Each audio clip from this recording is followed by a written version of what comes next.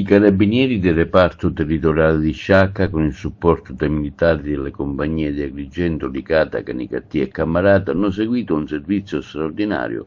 di controllo del territorio finalizzato al contrasto dell'immigrazione irregolare. Nel corso dell'attività, che ha visto impiegate circa 30 unità, i militari hanno rintracciato in un'area comunale verde del centro abitato di Caltabellotta, dove era stata allestita una piccola baraccopoli con prefabbricati in legno originariamente destinati allo stallo di animali, 8 cittadini stranieri di origine marocchina e tunisina.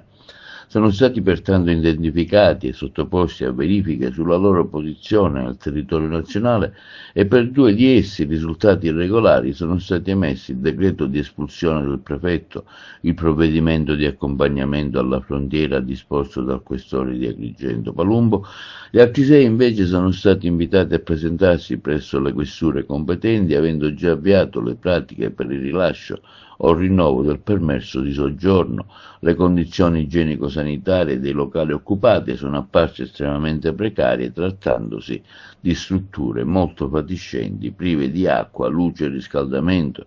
Sono in corso ulteriori accertamenti per verificare se i cittadini stranieri potessero essere impiegati irregolarmente come braccianti agricoli nelle compagnie dei comuni circostanti, interessati in questo periodo alla raccolta in particolare delle olive e a breve anche quella delle arance.